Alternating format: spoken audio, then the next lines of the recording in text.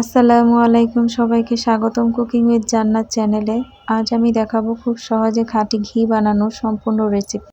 মাত্র কয়েকটি ধাপে ঘরেই সুগন্ধি ও দানাদার ঘি তৈরি করতে পারবেন। তাহলে আর দেরি না করে চলুন শুরু করি। একটা মিক্সিং বলে এখানে আমি দুধের সর ব্লেন্ড করে নিয়েছি। আপনারা দেখতে পাচ্ছেন এই যে বরফ কুচি। বরফগুলোর মধ্যে পানি দিয়ে কিছুক্ষণ ভিজিয়ে রাখবো যেন বরফগুলো একটু গলে যায়। এই ঠান্ডা পানিটা ছাড়া কিন্তু সর থেকে মাখনটা উঠবে না, ঠান্ডা পানিটাই লাগবে। এখন আমি এই পানিটা দুধের সরের মধ্যে দিয়ে দেব, তাতে করে সুন্দর করে মাখনটা উঠে আসবে। পানিটা দিয়ে দিচ্ছি আমি। এখন ভালো করে চামচ দিয়ে মিশিয়ে নেব। দেখুন মাখনটা কিন্তু উঠে এসেছে। আমি ঘি এভাবেই বানাই। এখন একটা কড়াইতে এটা ছেঁকে বা হাত দিয়ে নিয়ে আমি দিয়ে দেব।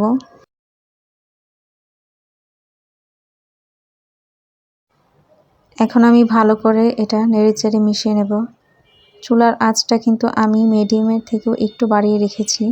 ঘিটা কড়া জালেই ভাজবো। নাড়তে থাকতে হবে, তা না হলে কিন্তু নিচে লেগে যাবে বা পুড়ে যাওয়ার সম্ভাবনা আছে।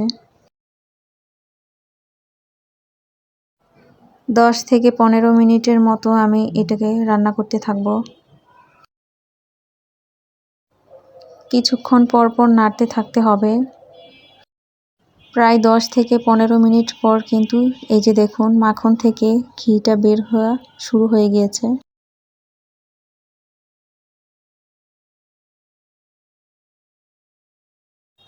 এই যে দেখুন আস্তে আস্তে কিন্তু ঘিটা বের হচ্ছে। ঘির একটা মিষ্টি ঘ্রাণ কিন্তু অলরেডি বের হওয়া শুরু হয়ে গিয়েছে।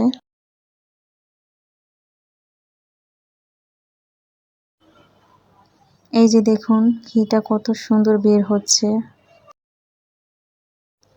চুলার আঁচটা কিন্তু আমি কমিয়ে দিইনি, মাঝারি থেকে একটু বাড়িয়ে রেখেছি। ঘিটা কড়া জালে ভাজলেই বেশি সুন্দর হয়।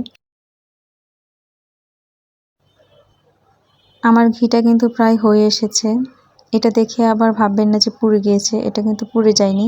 এটা যখন ঠান্ডা হবে ছেঁকে নেব, তখন দেখবেন কত সুন্দর একটা কালার এসেছে। এখন আমি নামিয়ে ফেলবো। ঠান্ডা হওয়ার আগ পর্যন্ত অপেক্ষা করব। ঠান্ডা হলে ছেঁকে নেব। এই যে দেখুন কত সুন্দর হয়েছে। এখন আমি পরদিন সকালে আপনাদেরকে দেখিয়ে দিচ্ছি এটা কালার কত সুন্দর হয়েছে। সুন্দর একটা ঘ্রাণ বের হয়েছে, দানাদার হয়েছে। দেখুন ঘিটা কত সুন্দর হয়েছে।